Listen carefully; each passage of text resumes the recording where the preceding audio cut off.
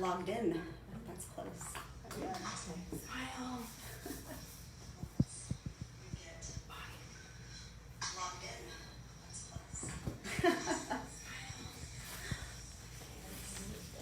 Did you like your gloves? Oh, yes.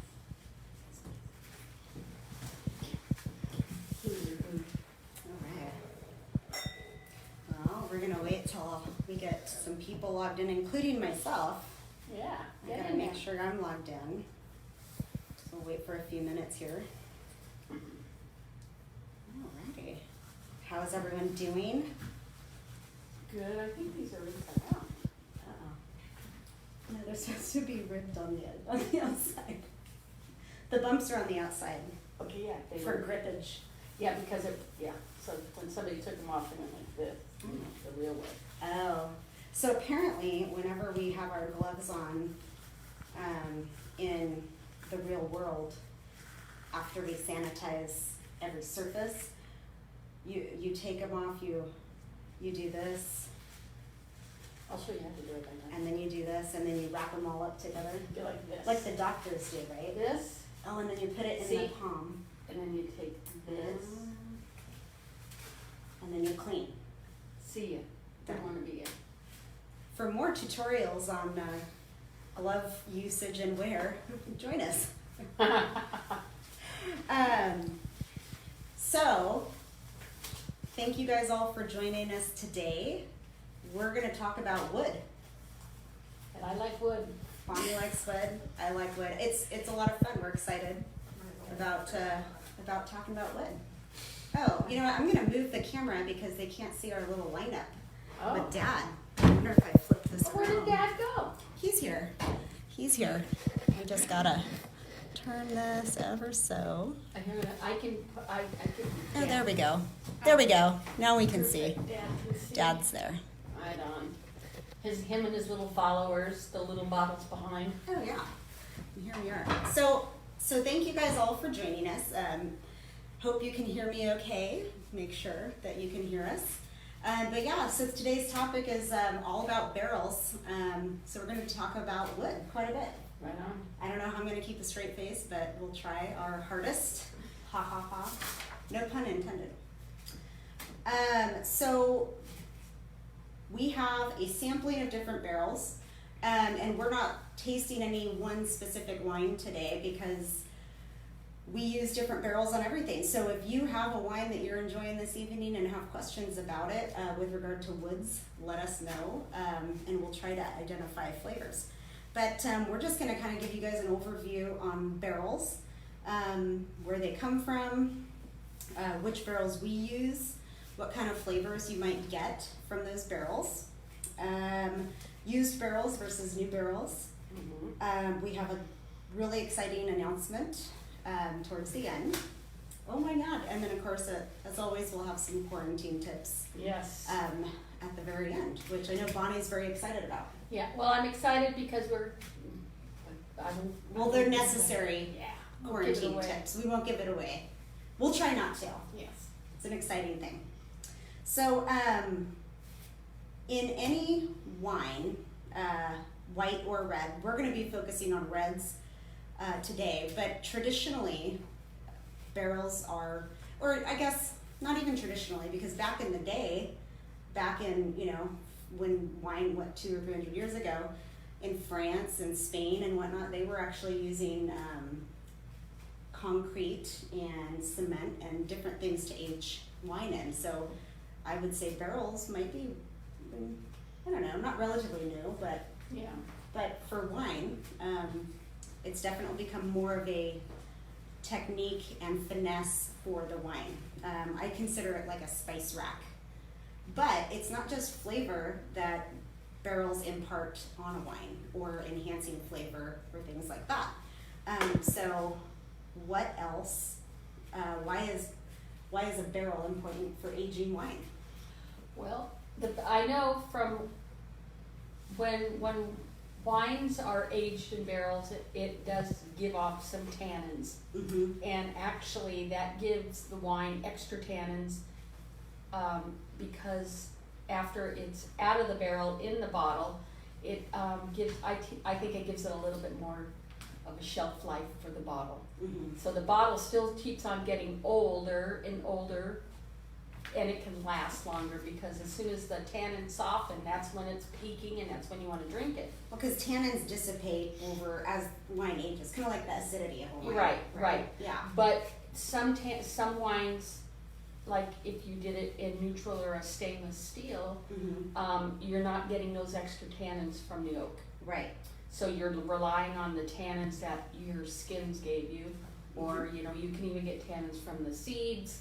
You know, we were talking about that earlier, and if you guys remembered from one of our other episodes that tannins come from the skins and the seeds and the stems, you get a gold star for today. Yes.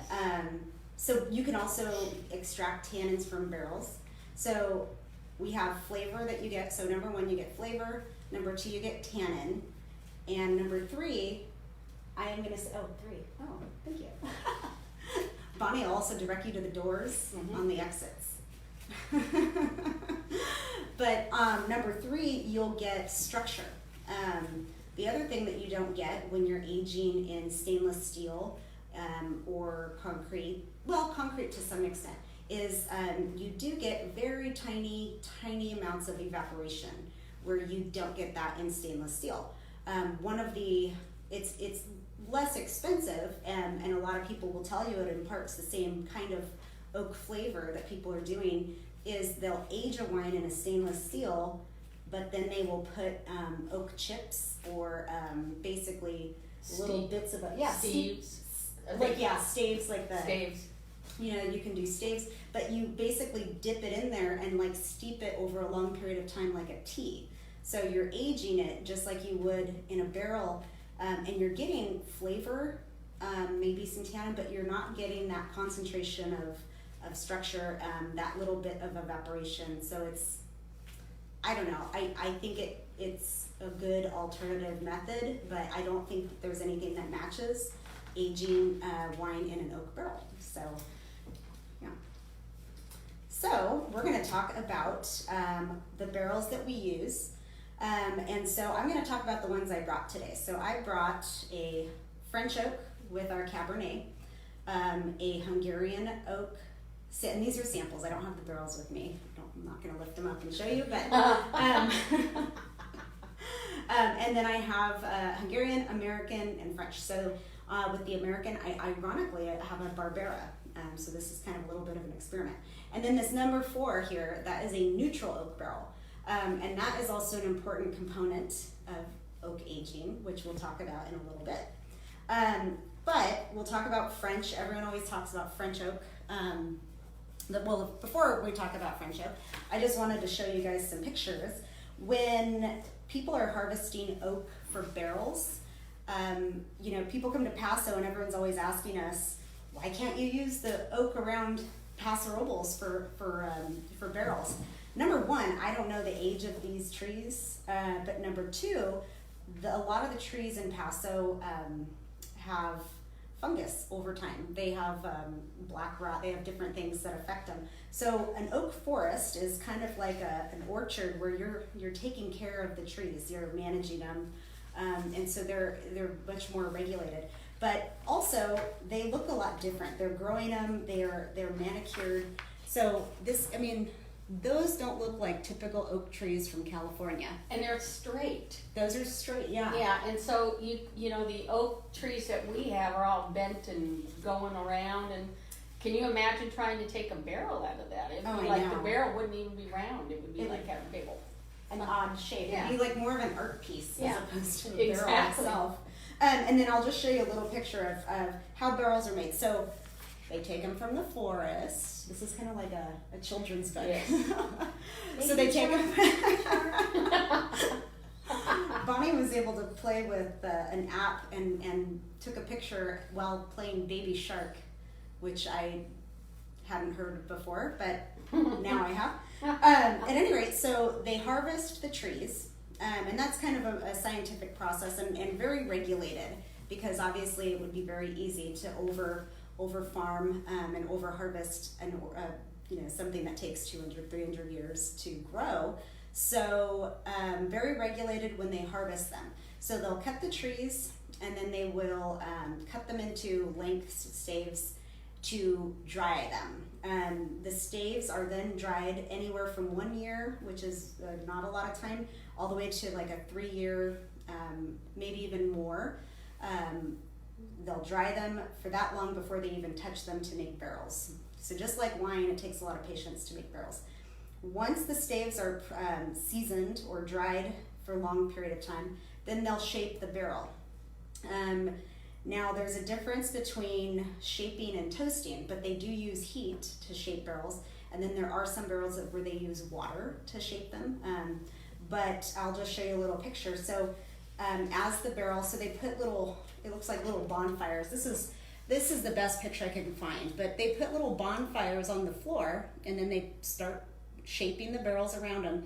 And as those barrels warm up and those staves become a little more pliable, they'll put and strap the rings around them until they have the whole barrel without the heads. And then after that, that's when they will toast the barrel. So we'll talk about some of the different toasts. So, French. Yeah, French oak. French toast. French toast. Oh, see you later. Bye. So we'll talk about France first. Everyone knows about France, and when you guys see these maps, you'll understand why. So you can see how many, all the little dots are the forests. And I did get these. The best maps actually were from the Wine Folly book, which Bonnie's loves and recommends for anyone. But you can see where all the forests are in France. The larger circles I think are the most popular, but they come from all over. A lot of times the cooler areas are the best. We tend to get a lot of our barrels for the red wine in this center region. That's typically called the center of France, but each region, and especially in France, is more known for how those regions work with specific wines. So like if you're making Chardonnay, maybe you want them from a specific region. If you want Cabernet, you want them from another region. So our forests, I guess, is the Nevers, the Tronquet, and the Allier. That's where we get the majority of ours. So that's France. And then America, the US, this is the map of the United States, and the dominant locations are there in Missouri and Pennsylvania. Typically it's a cooler climate that they're looking for. They used to actually make them up in Minnesota as well. I thought your father back in the day used to like to get them from Virginia, or is that? I think he was meaning Missouri. Okay. Because I don't think we've ever had a Virginia oak. Okay, but I know that he said he liked it, that region because he liked, it's a little cooler, and he liked what. I think he does prefer like the Pennsylvania over the Missouri. Yeah. Although each barrel manufacturer, I think, gets them from different locations. Where the French, it's regulated by essentially the forestry department in France. Here, now correct me if I'm wrong, they may be privately owned orchards. Oh. I'm not positive on that. The other big difference between French and American, even though it's the same species of oak, actually might vary a little bit. The American oak trees, I think, maybe top out at about 150 years old, where French oak is going to be 250, sometimes 300 years old. Wow. The forests there. So it's a little more, that's the other reason why American oak tends to be a wider grain, because they're younger trees. And the French oak, they're older trees, and so it's a much tighter grain, which is kind of like opposite of people, because like as we get older, it becomes looser. Yeah. When we're young, it's a little tighter. I've been in quarantine too long. And then the other one that we are going to highlight is Hungary. So we have Hungarian oak. Now, I did some research on this a long time ago, but I remember bits and pieces of it. So prior to World War I, Hungarian oak was used in French winemaking, but then after World War I and the Iron Curtain, all these things, they could not, a lot of the artisans who created the barrels left Hungary, and they could not access those barrels or forests or anything like that for winemaking, obviously. The good news is they are making them again now, and the forests were still intact. So the trees in Hungary are just as old, maybe not as old as some of the French forests, but they are very old as well. And so you still get like that tight grain with the Hungarian oak, which is exciting. So this is Hungary, and they actually included Romania. I've never used a Romanian barrel, but I did highlight the forest that we get our barrels from, and that is like their cooler climates is primarily what you're looking for. And then a dream of mine someday in the winery is to identify each barrel with a hat. Oh. So, this was something I proposed to my dad a while ago. He said no, but one day maybe each barrel will be identified not just by the stamp on its head, but by a little hat. So we have our American, our Hungarian, and our French. I love it. Yeah. The middle is I think we should vote for that, and I think we should. Do we have to have that color? Because I have a Hungarian hat shape, but it's orange. Oh, I think you wore that to bottling because it was freezing. No, that was my Alaskan hat. Oh, Alaskan. Yeah. And there's no Alaskan barrels, unfortunately. No. So, but that's okay. Good. So you must have a lot of hats. I have some of those hats, yes. Who has a lot of hats is my roommate. Oh my God. Does she have any Hungarian or Russian style? She probably has everything. Well, we'll get to work on that. So we'll try to get our barrels. Denise, if you're watching, how many hats do you have? So we'll go ahead and start tasting some of these. But overall, the flavors that barrels will impart on a wine. We were talking about what the flavors of different wines. We've talked about that for the last several weeks. But the flavors you'll get from barrels tend to be more on that like woody, toasty scale. So you can get vanilla, you can get clove, you can get spice, coconut, caramel, burnt sugar. So anything along those lines is kind of what you're gonna get from a barrel. Cinnamon, so like the savory spices. So can I ask you a really quick question? Yeah. Because you were talking about toasting. Do you feel that some of the heavier toasted ones give more of a flavor than the medium to lighter toast? So that's a great question. So toasting, believe it or not, is actually not necessarily going to impart more flavor. So when you toast a barrel, just think of a plank, like you'll go get at Home Depot. If you put a flame to that, before it burns, it's actually going to kind of temper some of the grain or temper some of that raw wood. So toasting essentially is that's why every barrel wants a different toast for your winery, but you're actually tempering that tannin. So like how if the oak is raw, it's going to impart more tannin. So as you toast it, you're tempering that intensity of tannin and flavor. If you do longer toasts or real big toasts, the flavors that you might get are going to be a little more on that vanilla. Okay. So you'll get a little more vanilla. And that's the other thing. So American oak, we always toast a little more because we were talking about how it's a wider grain, so it's going to impart more flavor. So we like to temper that a little. So that's what I sometimes feel that, or I've tasted it. To me, I feel like the American oak has a lot more oaky taste to it than a French barrel. Oh yeah, because of and that's a lot from the grain of the wood, and then the toast. Because if we're toasting it a lot, you're going to get that vanilla, but you are going to get a lot of like that oaky, woody flavor. Which I love. I love that. Yeah, and it depends. And so actually, since you brought up American, we're going to go ahead and start with the American oak. We'll go ahead and taste it. And the reason we don't have all the same varietals that we're tasting today, because it is nice when you're comparing apples to apples, but there are certain woods that we don't put on other wines. So You know, our Sangiovese, for example, we don't really use a lot of new oak on it at all. I think I just have one barrel of French oak. The Cabernet and the Syrah, I don't put American oak on at all. The Barbera this time, actually, it's more of an experiment, if anything So else.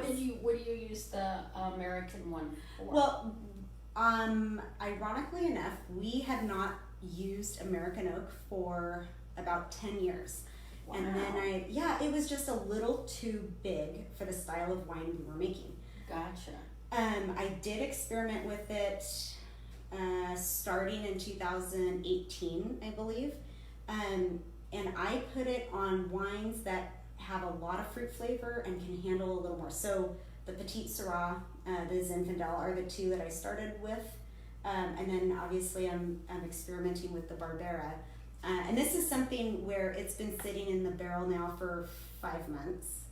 And if I don't like how it's turning out, I'll go ahead and swap it out with something else. We're tasting our 19s. These are all 2019 wines. These are all barrel samples that we grabbed because this is all single barrel stuff. So in one sense, it's going to be one-dimensional because it's going to be really lopsided on the wood.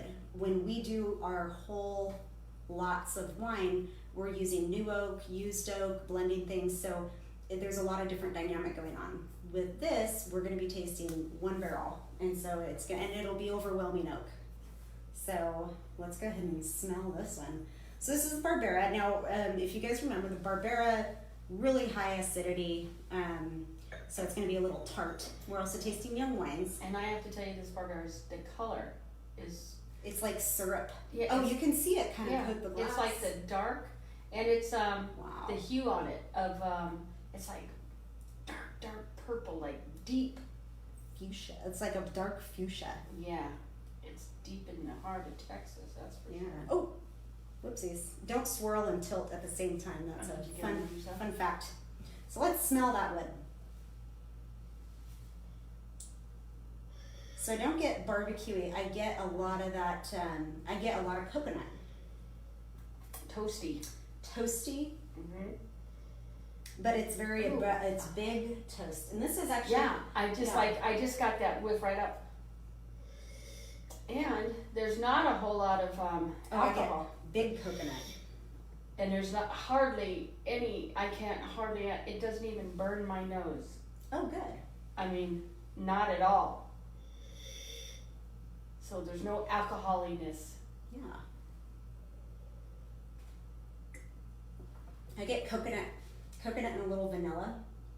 I get the vanilla too. Like you said, like that toasty, like I always Toasted think of it as coconut. think of like walking into a bakery and think of all the different things that you can smell as you walk in. And so this could be like maybe a macaroon, a toasted Exactly. macaroon, maybe a little caramel. I get that caramel on the end, and the last when it's finishing. Oh yeah. Maybe even a little chocolate. So I'm thinking like what do they call that with the chocolate and then like the toffee and the nuts. Something really good. Yeah, think of that. That's like what as that cooks in your oven. That's kind of what the smell that we're getting on this. Like the California brittle from Steve's Candy. Yeah, the toffeettes. Yes. The toffeettes. Yes. So think if you're cooking some toffeettes in your oven. And what I like about this, and I'm really happy about this, after not using the American oak for 10 years, I'm really happy with how it's developing. It's not overwhelming. It's amazing. One thing I love about it is I tasted it again, and so everything that we had on the nose, the vanilla, the toasty, the coconut, and then the toast, it's sitting very nicely on the palate. For being a young wine the way it is, I would say the Barbera handles this wood very well. It did amazingly, and it might be too much wood for the Sangiovese. You know, it would be, but it's not overwhelming at all with this. It's amazing. Barbera can handle it. I love you, Barbera. All right. 1 thumb up, 2 thumbs up for Barbera with the American oak. Experiment successful. So, yeah. What wine shall we go, or what barrel shall we go to next? Did we want to do the Hungarian? I think I want to get a little hung. Yeah. Yeah. So Syrah, Hungarian. Hungarian, 100% new Hungarian oak. Now Hungarian oak, like we were talking about, they're just as old as the French oak trees, tighter grain. But I always get like a little more spice, where French oak tends to be a little more elegant and refined. This one is a little more robust. I don't think it's going to be as robust as this Barbera, but we'll see. Well, the color is totally different too, huh? It's like definitely a lighter. Oh yeah. Now this is oh wow, a little spicy. Oh. Well, don't you like your Syrah spicy? Well, so that's the other thing is I don't use Hungarian once again on some wines, but I do love the barrel. I actually use it on a lot, except for the Sangiovese. I think the Barbera I have an experiment with the Hungarian as well. When we did Grenache, I don't think we used it on that, but it can, a lot of the wines we make are very extracted with flavor, so it can handle a lot of the robust wines, and there is a little clove. I get like a clove and allspice typically. Yeah, I definitely get the allspice with the Hungarian, the hung. I'm getting a little bit of vanilla, but it's like a dry. It's not like this rich vanilla. It's going to be more dry. Think of like a powdered. Like it's like a powdered vanilla. Like the kind of powdered vanilla you put on your latte from Starbucks. There we go. Yeah. Yeah. So it's not like vanilla extract that when you're making cookies. God. Yeah. This is smelling just amazingly. Yeah. This Syrah is, I'm very excited about this. I'm not getting those creamy textures that we have with like that caramel. I'm not getting much of that. Nothing at all. Now the other thing is you also have to say, okay, well, what is coming from the fruit and what is coming from the barrel? But we know we know the Syrah is like that plum dried and like dirt. So maybe it's that dirt kind of characteristic that's making that vanilla dry. And okay, and then when you're gonna get it. You're gonna get the fruit. Mm-hmm. It's gonna figure it out. Then you're gonna get that ooh. There's some richness on yeah, the end right. there. It's just like that finish is like crazy. There's some tannin. It's abrupt, but it's not overwhelming. But it's not really on the palate. But I can definitely taste the tannin on that one. And I can too. But you know what I like about it is the pepper. I'm still getting it. I'm getting it on my. Oh. Try a little bit more.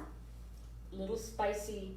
See, and that's the thing. It's fun to see what the different oaks do on the different wines, because here we're saying that maybe that vanilla is a little drier with the Syrah because of the characteristic of the Syrah and that dirt characteristic of the pepper, and that's why the vanilla is dry. Now, if we had a Hungarian oak on the cab, which I didn't bring down because I had to choose just one, it might bring out some different characteristics of the wine. And I forgot to ask.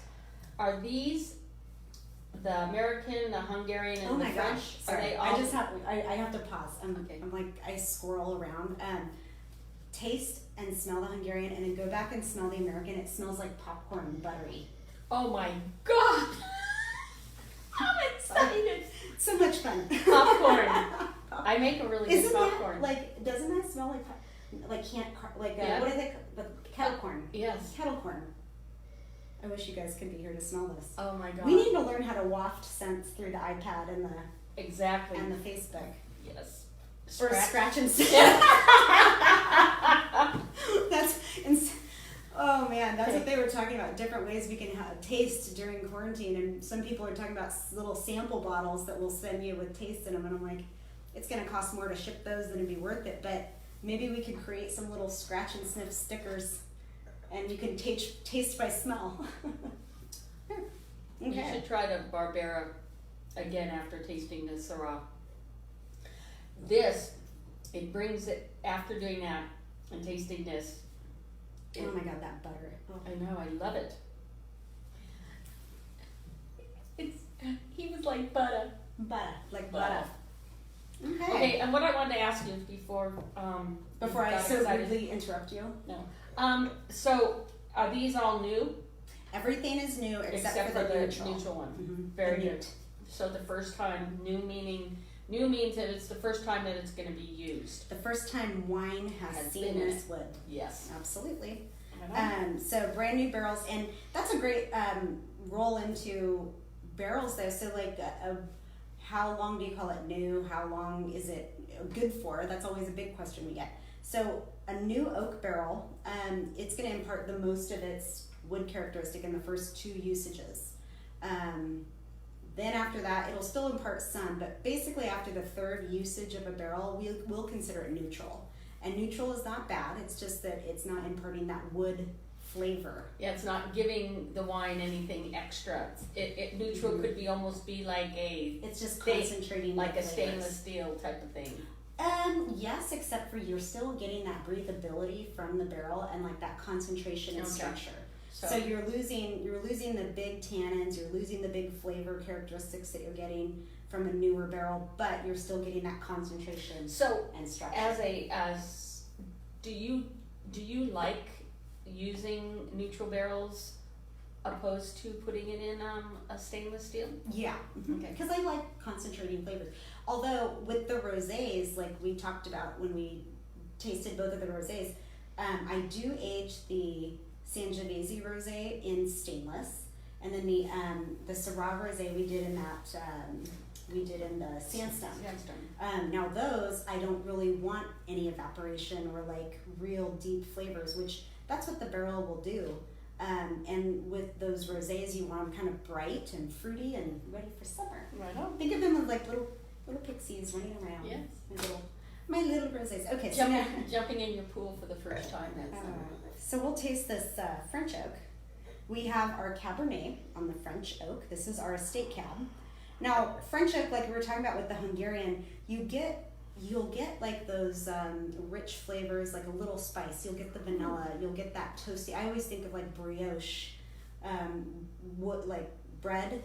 I don't know if that's because that's French as well, but just like, but they tend to be a little more elegant. Now, think French oak tends to have the tightest grain, which imparts little bits of flavor over time, as opposed to the American oak, which is going to have that wider grain, which is going to hit it initially pretty hard. So, what are you tasting? What are you smelling? I am a lot of fruit. There is I get like a dark cherry on the top of this. I get Really not a lot of, now the other thing about French oak is are we sure we're tasting it? Yeah. Yeah, oh my God. With the thing with French oak is sometimes totally because it takes so long to impart that wood flavor, sometimes like this has been in oak barrels for 6 months. So it might need, it may not come out until for like 12 months. Sometimes you can't, I didn't believe it until I saw it. And this is the difficult thing about picking and selecting your barrels from year to year, is that you have, like, let's say you're experimenting with a new barrel or a new cooper, or that's the other thing, is they're called coopers. A barrel maker is called a cooper. Like a shoemaker is called a cobbler. Okay, so a cooperage is cooperage is the barrel house. Okay. So that Jack built. that Jack built, the house that Jack built. So when you try a new cooper or you're trying a new style or something, you may not get the full impact of that barrel for a whole year, and you already will have to order for the following year on that. So sometimes it's difficult. And there was one French cooper that we were using, and we just were not happy with him for the first 12 months. And then, so we didn't order him again the second year. And then sure enough, about 16 months into it, it was just, 18 months, it was just wonderful. Oh. So it's hard to know which wood works best. But that's also why we, taste from time to time at the winery. It's a hard job. It's the hardest job I've ever had. Someone has to do it. I have to really get my nerve up to go taste the barrels. You never know when you're going to be disappointed. So this is opening up a little bit, even more, but I kind of get I get a little candy. So it's really presenting the fruit. So the candy, like maybe that's like that sugary, Yes. burnt sugar. Yes. So maybe it's just starting to come out. Okay, I'm going in. I get a little toast, but not anything that I would expect. I would have expected this to be a little more big. I would have expected this wood to be bigger. Well, I have to tell you, you can totally taste what this Cabernet is tasting like. This is. You can taste what it's tasting like. Yeah, I can. Bonnie can taste. I taste, yes, and I'm good at it. I taste the past. There's about, I think that the cab, a new French oak cab with your Cabernet tastes amazing. I like what it does to the grape. Now what's interesting is I may not get like a lot of that wood flavor. I might get I'm getting a little of the toast, but you know what I am tasting a lot on this is it's more of the structure that we were talking about. Yeah, so I'm getting huge. tannin. It's huge. Big tannin on this. Big tannin. So that's what I guess that's what I'm saying. So when I taste this, You're tasting what you're tasting. I'm tasting what the cab is gonna taste like. Yeah. But it's gonna just get better and better. So I think the new French in your cab, I think they're a match made in heaven. Simpatico. Yeah, simpatico. You heard it here first, folks. The French oak is simpatico. Okay, so you know what? Before we move on to the neutral, I do want to I'm going to taste this again. And if you guys have any questions about what you're tasting and want to know what what's going on, yeah, we are here for you. Help us. But I just want to taste, because we noticed a big difference when we went from one to another to another. So we went from like the biggest, most robust down to kind of like a little bit more refined. This also could just be your cab. Oh, thank you, Jim. Cabs are the best in the world. Yeah. I completely agree. Love you, Jim. That's right. We can't wait to see you. Okay. Say hi to Kim. I'm gonna go to from the French to the American.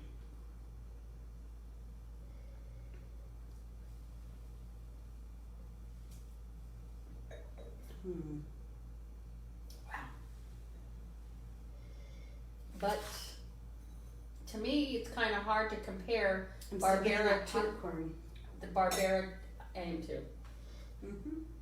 But I think it could be the popcorn because because of the Barbera 2. That could be, because I think it's tempering down that acidity too, which is kind of interesting. Okay. Oh my gosh. Oh, Kim says hello. Yay, Kim. So we've tasted the American, the Hungarian, and the French. So now we're going to go in a different direction, and like we talked about, whenever we build a barrel recipe or the spice rack for a specific wine, neutral barrels and used barrels are always part of that equation. Neutral barrels, like we talked about, they're not imparting flavor, they're not imparting too much tannin, they're concentrating, they're allowing the wine to breathe a little bit, but they're really making that fruit a little more mature. And so what we taste when we taste this neutral cab, so we have cab and neutral oak here, I think, Jim, Jim wants to know when he can come see us. We'll have an announcement here shortly. Yes. An exciting announcement, so we should be getting mostly fruit. Stay tuned. But go ahead, I'm sorry, I just told you. No, so now we should be tasting mostly fruit. So this should be 100% really what the Cabernet tastes like, how it ages, all that stuff. So when you make your cabs, do you ever just do the cab in neutral and make a single bottle, or do you try to add a little bit of the French to the neutral to give it a little bit of Okay, so when we do the cab, we will keep the whole, like let's say we pick 10 tons of cab, and then we barrel those 10 tons into however many barrels.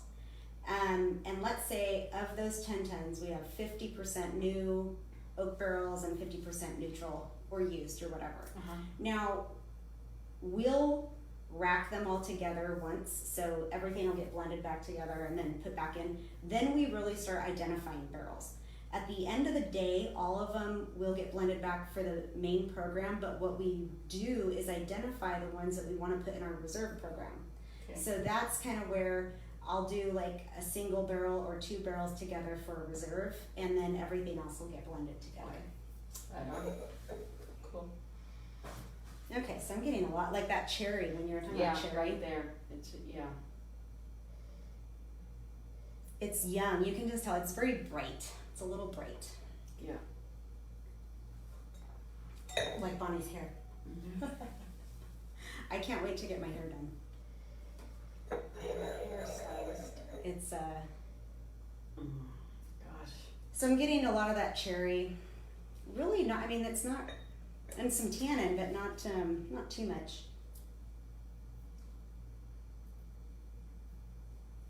Now what might be fun, I'm gonna do this and see if that changes my, oh, I guess I should taste it first, but it's too late. Oh well. So now I'm gonna taste the blend of the two. See, that really just smooths it all. I mean, it's amazing that just a little bit, well, you didn't blend yet. You're still identifying. You know what I guess because I'm a Okie from Muskogee. So you like the big oak. I You like do. a lot of wood. I do. Bonnie likes a lot of wood. wood. Yeah. So when I blend the two, I feel that really tempers down the nose, but it just becomes more complex. You're just adding. It doesn't have, to me, it doesn't have the big cherry bomb on this once I blended it, and that's kind of crazy. Well, and it's funny because you would think that by blending something that has a lot of fruit into something that's a little more refined, that you would have more fruit here, but it's actually just blended together really well. And this is kind of the art. You know, we always say that winemaking is where art meets science. You know, you can compute all you want, but sometimes when things blend together with the flavors, you don't know what's going to happen. So this is really interesting to taste that. That is. So. But one thing that I love about it is you could definitely taste the potential. Oh. You know that it's going to be, you know that this is going to rock.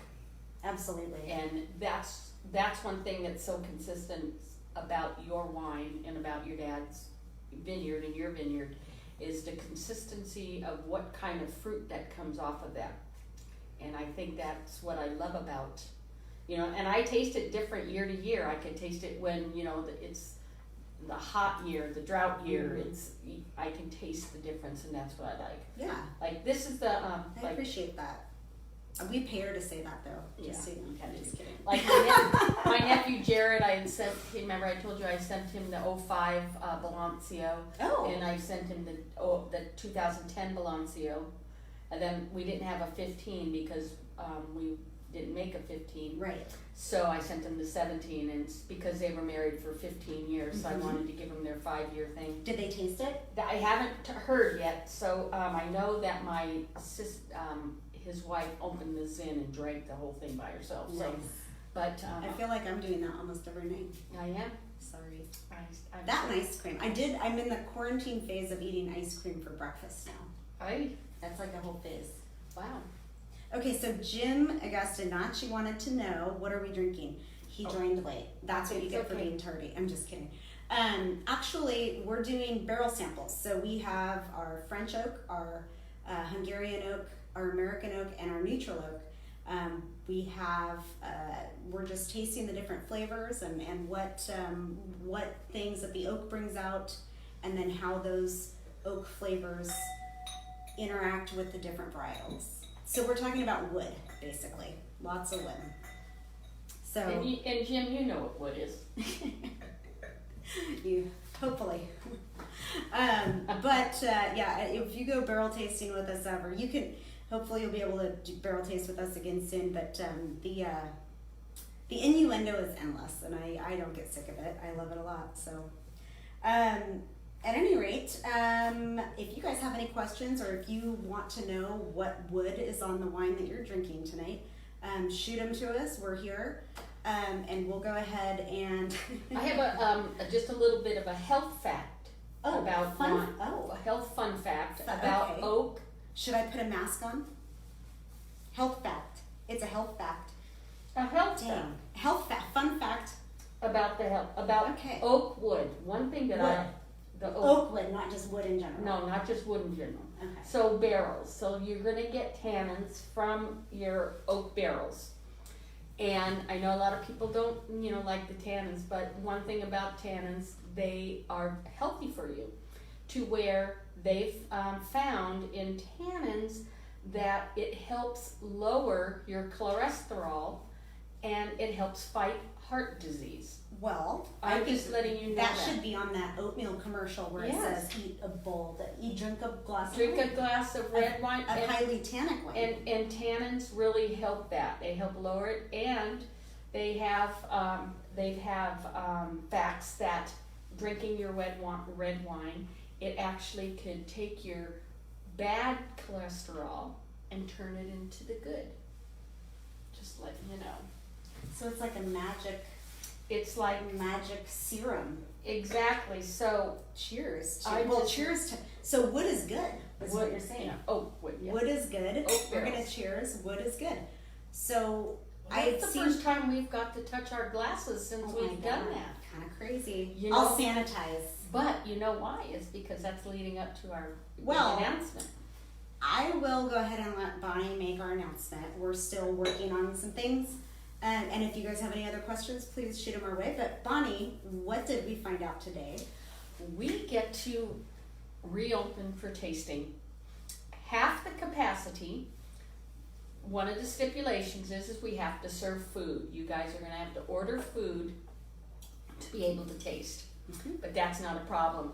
We are hooking up with some local people right here on 13th Street that's going to help us along. And we're very excited, so we're making sure by tomorrow we're going to be all intact on what we need to do to open this tasting room safely. And we're hoping by Friday you'll be able to come on down and we'll be able to start tasting, have our little food bites. I'm not really sure about if I'm going to have my temperature taken. Now, we talked about that. Jim asked if cheese counts. Unfortunately, no. We, in the past, if you guys have been here, we have been serving our cheese plates and our charcuterie plates, and unfortunately, cheese plates and things like that don't count. We have to have something that is plated and seated. Let me just say, as a side note, does this make sense to me? 100% no. I don't know. I don't make the rules. I'm just supposed to follow them. So I don't agree. I think it's silly what they're making us do. But we do want to reopen. Bonnie is like chomping at the bit. I mean, every day it's I can't keep her down. She wants to pour wine. That's what she said to me first thing this morning. Yeah. I want to pour the wine. So it has to be made by a restaurant or caterer that is on site. So I will, we will update as soon as we nail everything down. Like Bonnie said, we're hoping to open by Friday. We're going to take tomorrow to just basically get all our ducks in a row. Get all the ducks in the row. There's already a whole set of tasting room protocols that we have that we've been prepared for, but now we just need to be prepared for the second part of it. Yeah. The questions. Okay. We would love to come taste. I will wear a mask. Oh, well, just so you guys know, so far what we know is that when you come here, when you walk through the door, you are supposed to be wearing a mask. Right now, and also social distancing. Like Bonnie said, we have to do 50% of our capacity, which should be pretty simple. We've been working in the tasting room today, setting everything up and moving things around. But once you have been seated, obviously, how can you taste if you have a mask on? So they're going to allow you that you don't have to wear your mask once you're seated. You just take it off. But guess who does have to wear a mask? That's a bummer. I know. But if after I come from taking care of you. I'll be going back behind my wine bar and I'll be able to take it off because I'll be 6 feet away from you. Yeah. So I can't spit 6 feet to get you. Well, unless you're really talented. I mean, That's some people true. probably can. Ooh. I don't know. Yeah. Anyways, so when you walk in, you'll have to wear a mask. Then we seat you, and we have our nifty. I'm very excited about our tasting things. We have it all set up. Yep. 0 contact tasting is what we're doing. Quarantine tasting, and reservations is the other question.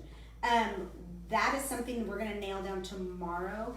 We're thinking. I think that things are gonna be a little different than what it was prior to the shelter-in-place order. We are hoping to be able to accommodate walk-ins.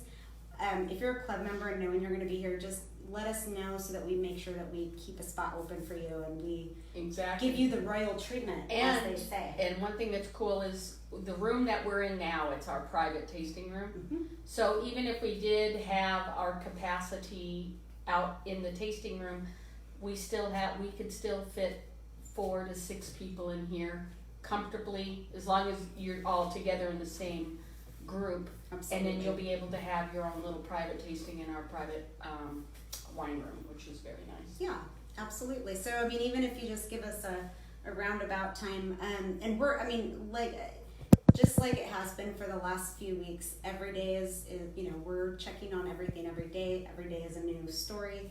So as this develops, we will continue letting you guys know. But that's our good news for the day. I'm very excited. I will. Here, cheers. Cheers. I have to tell you, I Cheers. think my favorite out of all of these is the damn Barbera. Isn't that funny? American oak. Freaking A. Hey, we're really cheersing. Sorry, I am not going to conform. If you guys have any other questions about the reopening process, we will be posting it more on our website, obviously after tomorrow, or sometime tomorrow. But if you have questions, just give us a call, shoot us an email, leave a message here, no problem. Very excited to be able to host people. The only thing that I have found, which once again, I don't make the rules, and they don't make sense. They don't. There has been a hammer that has been dropped on hotels and B&Bs and the RV resorts where they have cut their capacity in half.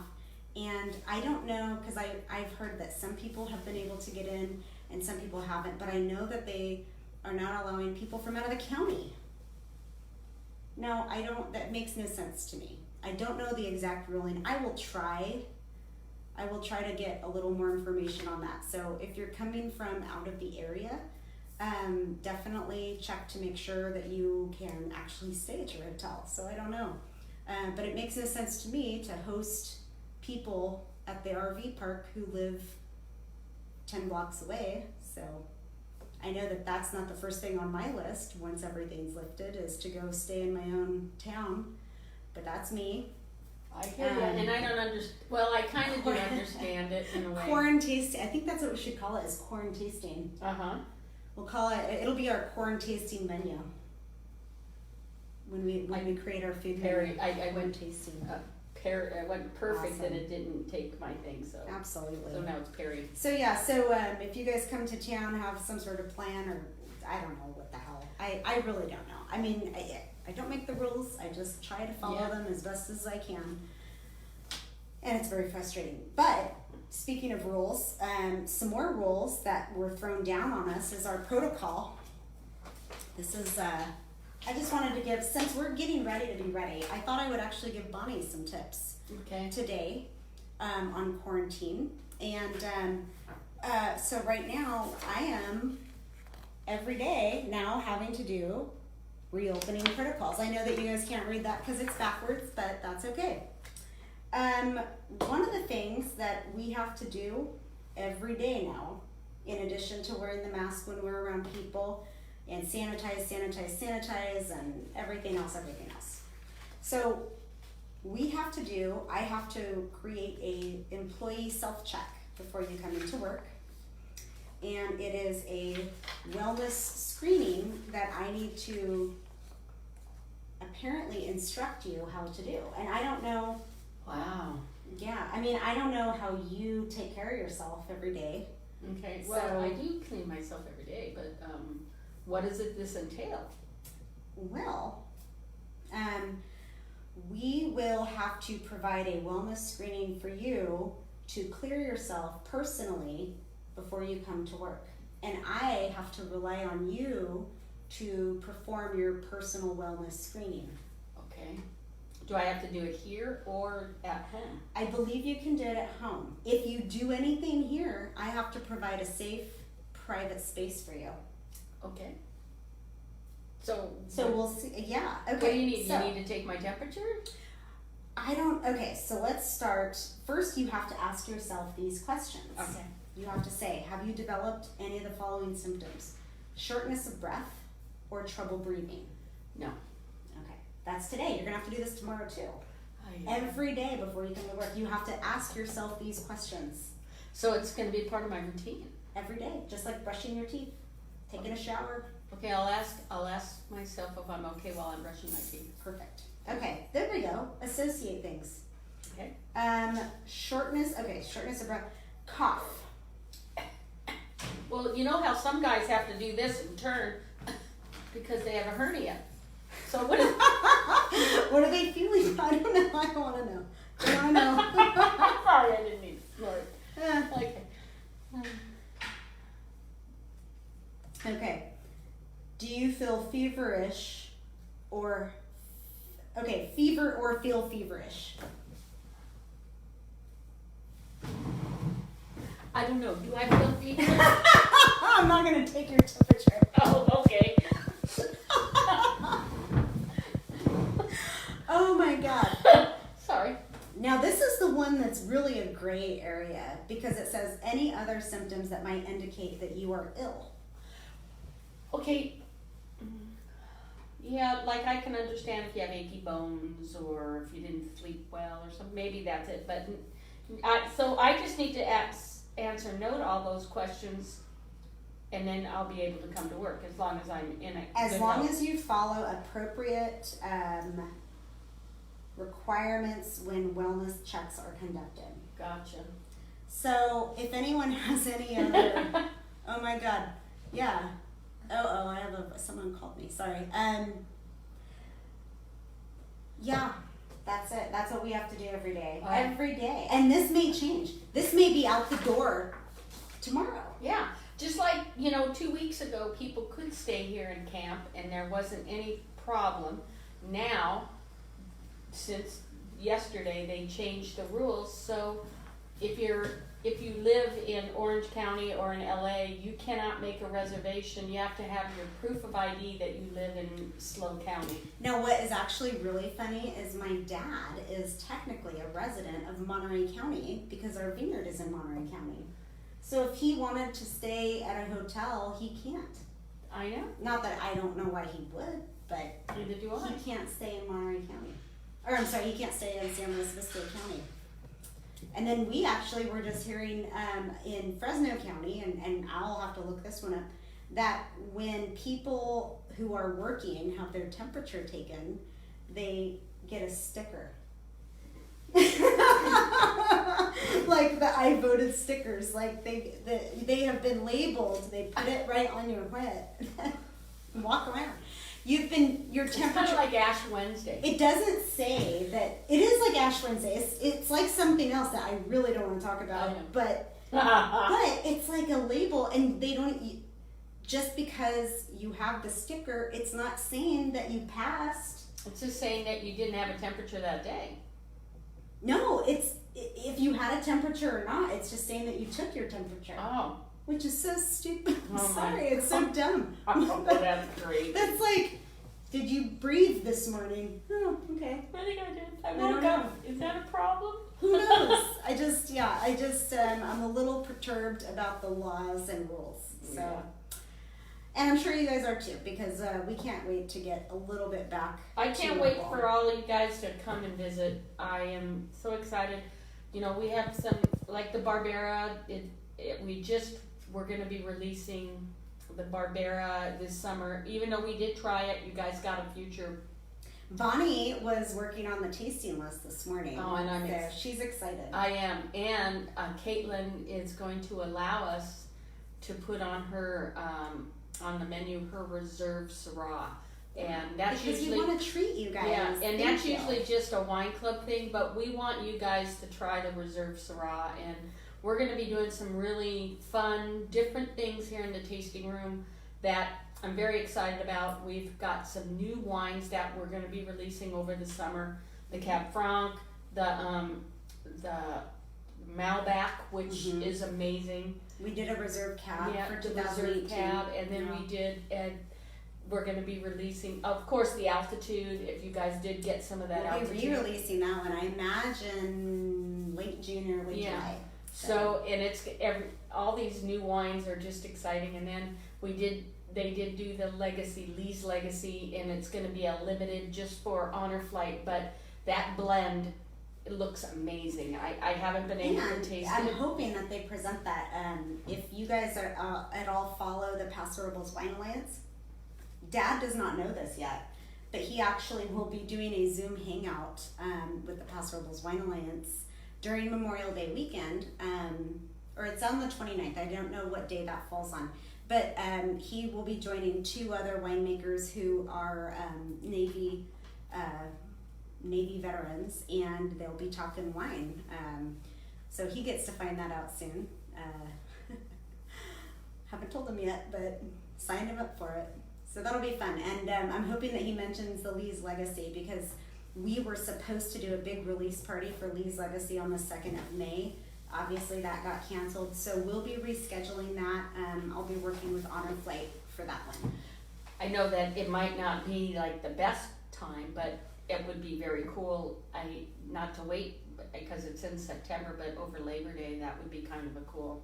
Yeah, I think we have a lot of opportunity. Either, 4th of July might be too soon, but, we have the September, we have, Labor Day, we also have Memorial Day, which is in November. Well, I know Memorial Day, I'm just saying that would So that would have yeah. been the best one, because it is in honor of Honor Flight. And Yeah. Unfortunately, he has passed away, but he did inspire the Honor Flight on the Central Coast. So Yeah. maybe, you know what, maybe I'll try to get one of the guys from Honor Flight to come on when we taste it. Well, that would be perfect. Yeah, and that's the other thing is, even though we are going to be reopening, we're probably still going to be doing our little tastings because we have a lot of fun, and we don't get to see a lot of you guys all the time. So let us know if you want to keep seeing us. I mean, maybe not bi-weekly, but weekly or. Oh yeah, maybe you'd like. You never know. Yeah, We'll figure it out. But remember, this is a life lot of is fun. too short to drink bad wine. Absolutely. So drink Pianetta. Absolutely. Yeah. And make sure that you have good wood. Good wood. Wood is good. Wood is very good. We did find that out too. So. Salute. Cheers. Thank you guys. We can't wait to see you soon. And we will be posting some more information tomorrow. But give us a call and make an appointment. Come see us. Oh, yes. Angie, Veterans Day. You are so right. When is Veterans Day? That's in November. Yeah. Oh. That's also a good possibility. That'd be a Well, good one. hopefully by then. They still haven't announced that they canceled the fair. Actually, I think today they said that the They're fair is still on. It's still on, but I've heard conflicting reports, but I don't know. I have too. So the fair could be still on, but are we gonna have a Ferris wheel? I don't know if all those people are still coming. Oh my God, I'm sorry to keep you guys longer, but I gotta say, I question going into, I go to the fair every year and I ride the chain swings and I love it. I question getting into any of the cages and touching the stuff prior to this whole coronavirus thing. Now, I don't know what kind of sanitation protocols they could take on both the carnies and the rides to make me go on them. I know. Me too. That's a giant question mark right there. Just the rides themselves. What are they going to do? Because well, maybe by then it won't be that bad, and they're gonna probably have Perel, not the singer, but the hand sanitizer in my all mind, over the place. I'll just wear a giant suit and gloves. Wear the chicken suit. And oh my God, the chicken suit. Yeah, I could do that. Maybe we'll see the chicken suit. The fair rides. I mean, it's like the fair itself I can deal, but the rides, Like, that's some of the most, I mean, just think of little Johnny in that cage throwing, I mean, you know. I know. We'll get there. We'll be there. Okay. We're gonna be here, so we're very excited. Stay tuned. We'll be probably posting stuff on social media and our Facebook about Once we get once everything done. up and running at beautiful Paso Robles You Park. heard it here first. Target is Friday. Yeah, Friday. Come see Bonnie. She's chomping at the bit. Oh, with the mask and the glasses. Well, you won't even. Yeah. Cheers, everybody. Thank you for joining us, and we will see you next time. We'll see you on Saturday. Saturday we will be here. Woo-hoo. Have fun. Thank you. Oh, ours Saturday. I'm gonna say 12 to 6. 12 to 12. 7. Well, 12 to. If we're gonna do our thing at 5:30. 12 to 5. No, 12 to 6 theoretically Yeah, 12 to 6 theoretically. for Saturday on our hours. Peace be with you. Peace be. Off like a prom dress, is that what you said?